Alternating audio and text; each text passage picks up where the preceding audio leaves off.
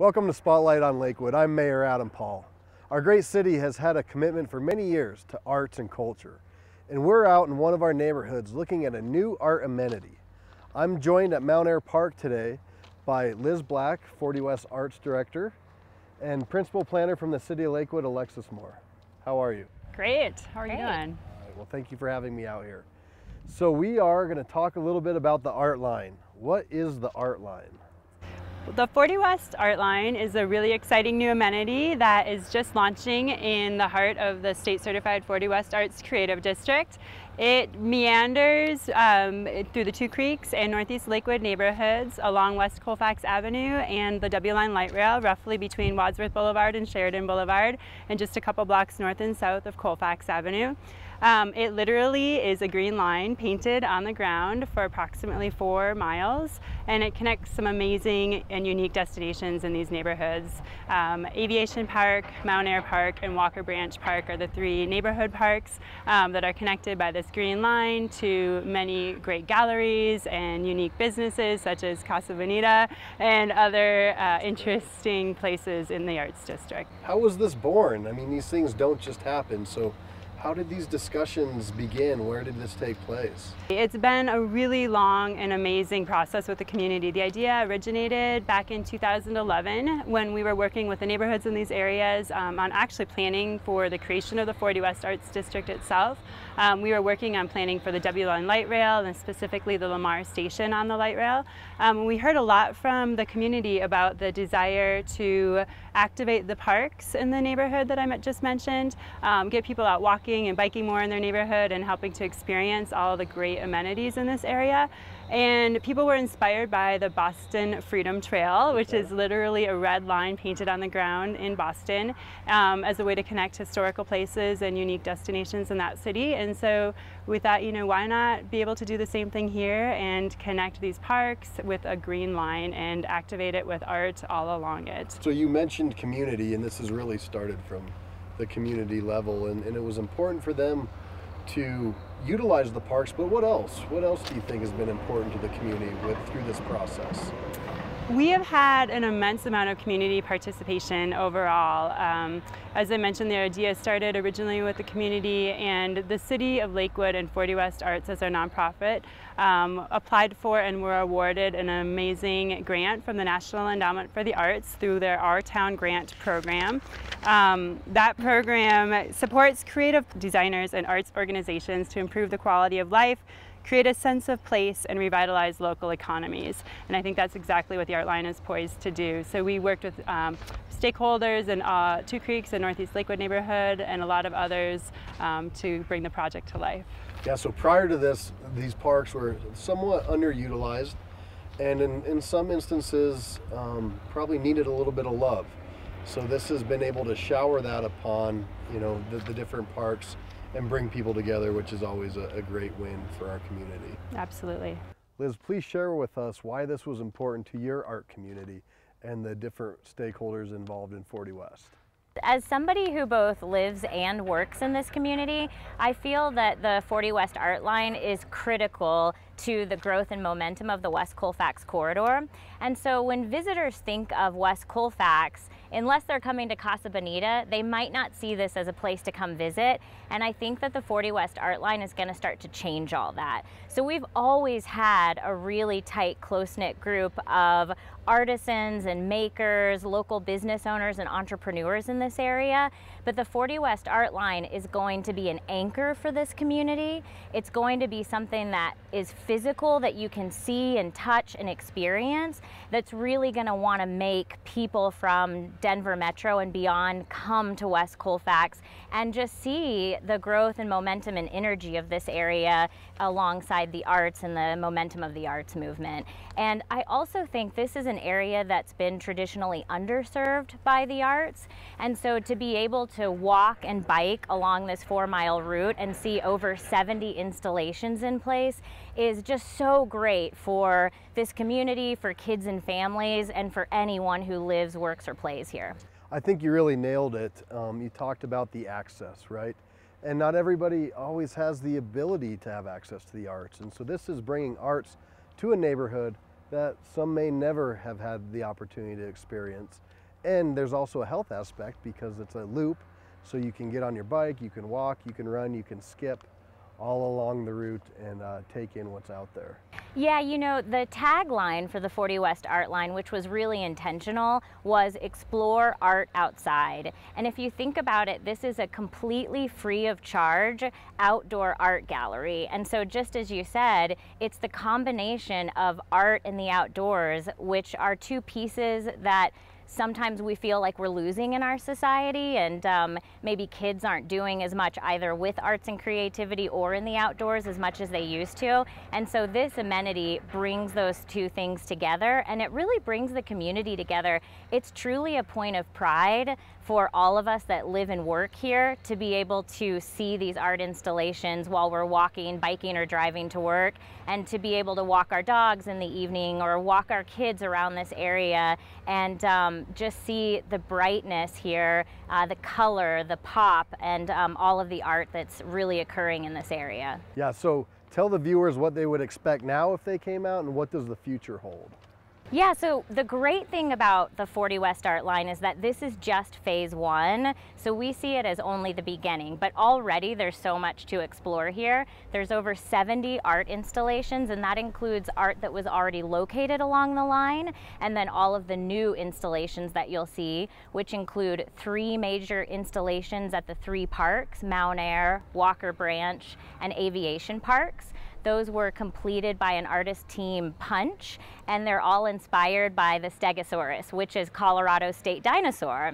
And then in addition, you'll see ground murals, fence murals, you'll see art installations that you can touch and play with, so sound installations or installations that light up, and they're all along the 4-mile route. We are excited to see people out and using it and enjoying it and experiencing it. We've already had a number of events surrounding the ArtLine. We're planning more walk and bike rides along the route.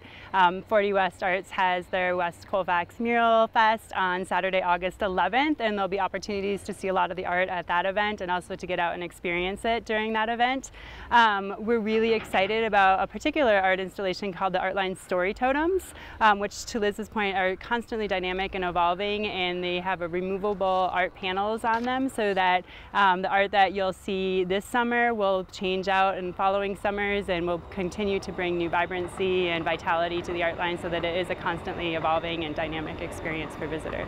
In future years, we hope to see not only new art installations, both temporary and permanent, but also pop-up experiences, festivals, events that will take place along the ArtLine. So it will be a continually evolving and growing and really livable art experience for the community.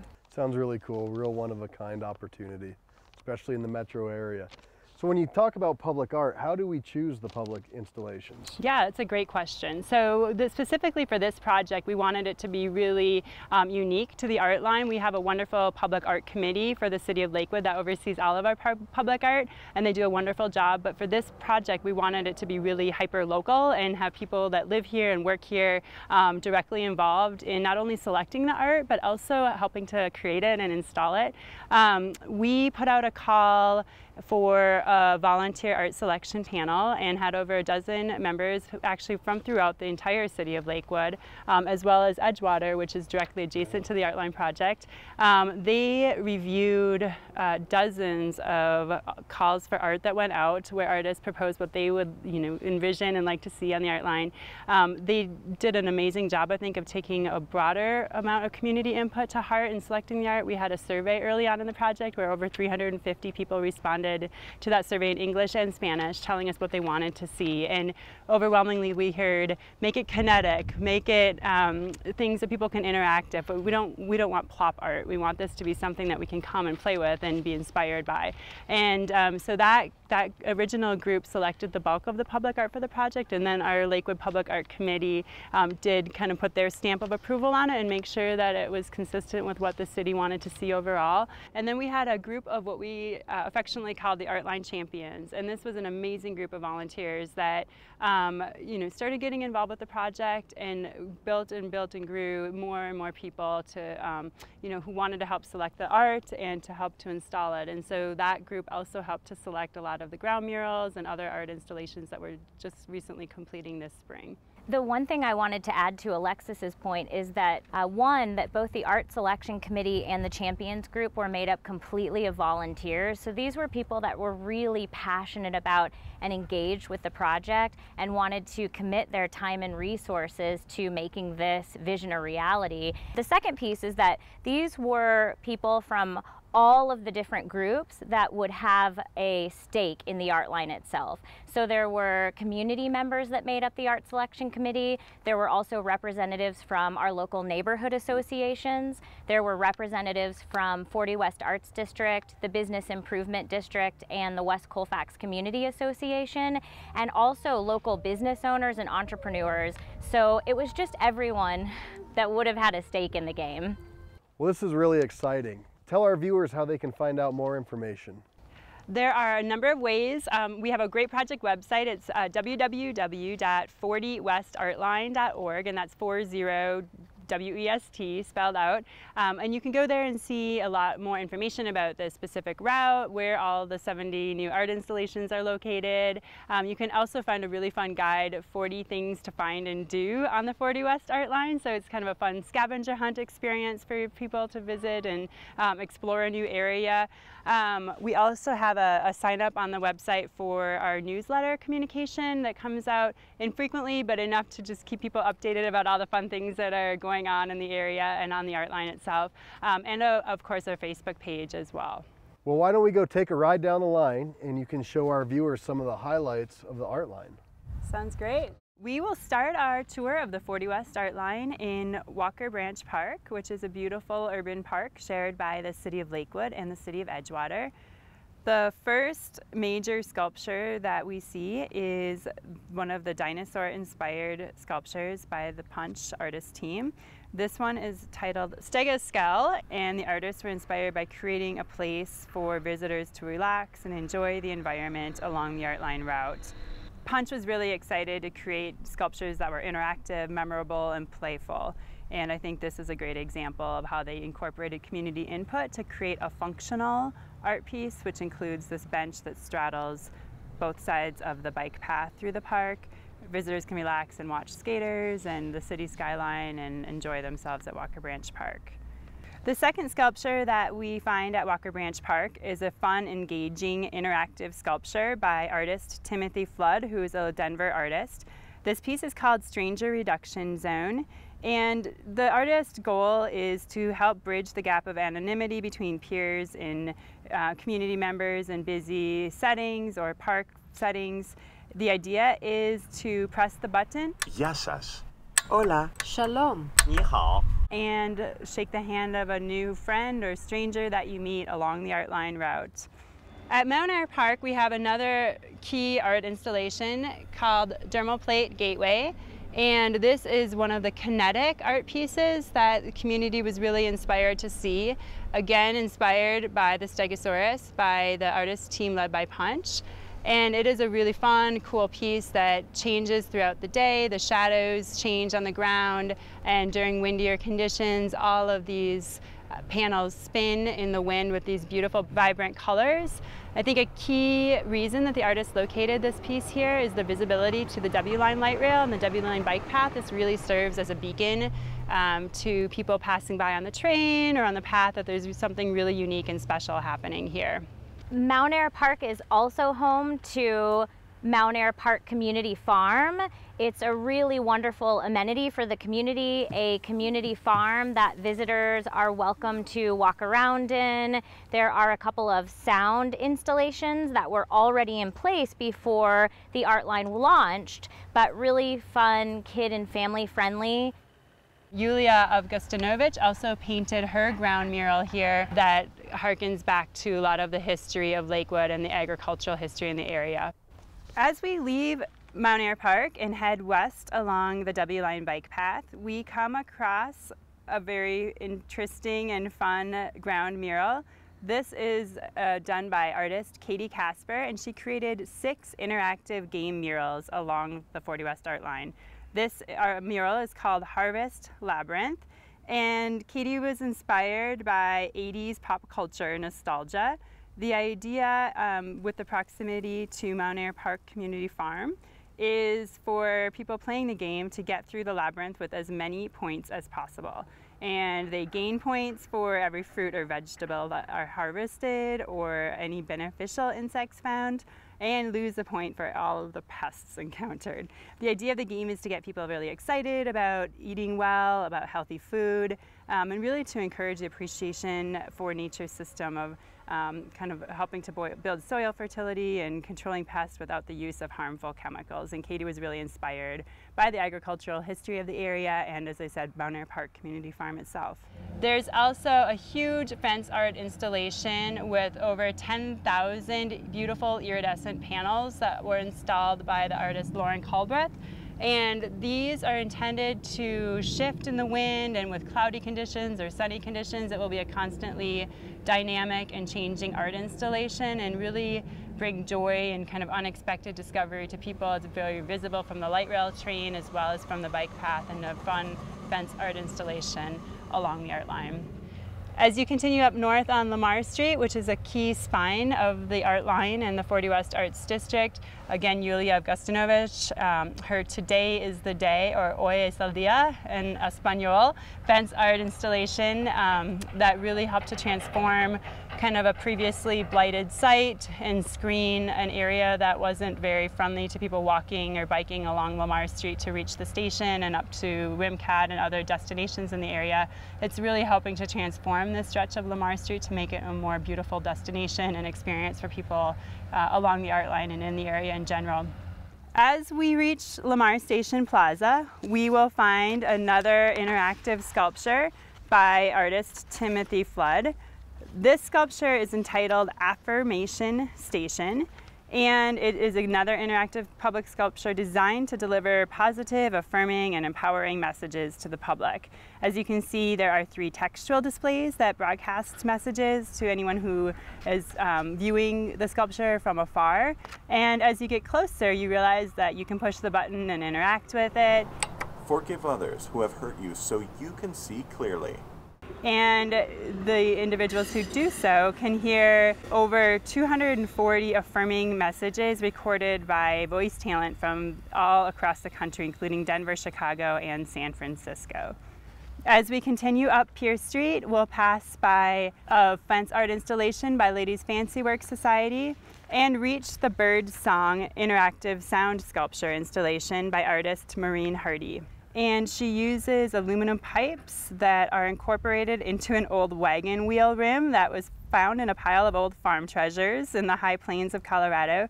And as you look at it, you can see kind of a hint of a bird's head watching over it all. And the idea is to pick up the mallets, bring a friend. There are 2 that you can interact with and play, and enjoy her call for young and old to go beyond the passive and to really touch, create, listen, play, and enjoy. As we continue up Pierce Street, we'll head to Aviation Park. The art installation unearthed plates, and it is what we call a land art installation.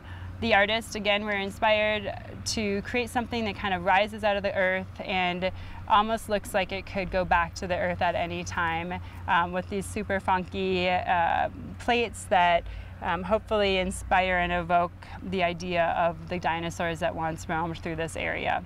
So as we leave Aviation Park and head south down Reed Street, we enter what's really considered the core of the 40 West Arts District. We'll pass by the 40 West Studios, a number of galleries, many of whom have recently located into the Arts District from elsewhere in the Denver metro area. And we'll come across another of Katie Casper's inspirational ground murals. This ground mural is titled Aztec Maze. And Katie really wanted to honor the many cultures that inhabit the area. It's a modern interpretation of Aztec art and pays homage to the indigenous people of Mexico and invites the community to play with it, to walk in it, and to celebrate the roots of cultural diversity. And I think the really cool thing about this piece is as you walk through the maze, you end in the center at one of our 11 ArtLine story totems. These are intended to be visual guideposts to help people navigate the route, so you can kind of see down the way as you're experiencing the ArtLine that you're on the right route as you see the 40 West ArtLine brand of these colored panels. And then there are two side panels that are intended to be changeable, removable outdoor gallery installations. And the goal with that is to create a dynamic experience that visitors can come to time and again and see different art installed. The first installation for the launch of the ArtLine is metal panels that were created by artist Michelle Woolens. And these are inspired by the dinosaur concept again. And Michelle integrated dinosaur elements into each of these panels in a unique way, whether it's a dinosaur peeping in or very small where it's just a foot or a tail. And a lot of these are located at child's height so children can find and interact with them. This is, I think, an important one to point out since it's the first of the 11 and it really tells a story. In this one, it's the idea of the dinosaur egg and the art being hatched. And so we encourage visitors to experience this as a scavenger hunt and try to find all of the hidden dinosaurs in each of the 11 totems. The totems themselves were designed by artist Nestor Fadak, and he did a great job of incorporating solar panels into them so that the community input we heard about creating more light along the route has been realized with these installations, and they're absolutely beautiful as they glow from within at night. As we head back east and still within the core of the Arts District, we reach Lakewood Place. It's just a one-block street that has been completely transformed. And we installed 3 fence art installations. The first that we come across at the A&A Toppers fence was created by Edge Gallery, one of the new galleries that has moved into the Arts District. They're located just around the corner at Colfax and Reed Street. And the title of their work is Mr. and Mrs. Birdie's Neighborhood. As you can see, it includes a number of purple birdhouses and bird wings that encourage passerby to stop and take a selfie or photo of. And they're really hoping to provide a sense of peace, of nesting, and visual interest in this very urban and industrial area along the ArtLine. The second fence art installation that we come across on Lakewood Place was created by Next Gallery members. This is the back of the Next Gallery itself. And they titled their artwork, The People in Your Neighborhood. And all of these individuals are folks that they photographed and live in the community, work in the community, attended events and celebrations in this neighborhood. And they really wanted to honor and respect that. And I think really to show the diversity of cultures that are represented in this area, that they are working hand in hand with helping to beautify the neighborhood through arts and creative placemaking. And the third art installation on the fence on Lakewood Place that we find is entitled Davy Jones's Locker. This is on a fence that was previously in very poor condition, and the artist at Pirate Gallery just down the street decided to transform this fence utilizing existing and repurposed materials to incorporate dynamic and brightly painted silhouettes that are posed along the entire length of the fence. And just a fun tidbit of information, these silhouettes actually represent each of the Pirate Gallery members, extending from the original member all the way down to the newest gallery member. And all of the artists and gallery members got to choose their pose to represent their individual characteristics and also their color that they would like to be represented by along the fence. Katie Casper also painted a ground mural on the sidewalk called Only in the Name of Art. And the idea is to find hidden messages in it, and she was inspired by Indiana Jones. So I'll just leave it at that for people to come out and explore and experience that art installation. Thank you for tuning in to this episode of Spotlight on Lakewood. A lot of times lines are drawn to divide. The cool thing about our new ArtLine and the future that it holds is it's a line that's going to continue to bring together our great community and offer wonderful amenities for people of all ages. I encourage you to come out, be a part of it, join up. There's a lot of opportunity. Check us out on Facebook and Twitter, and remember, together we'll do great things.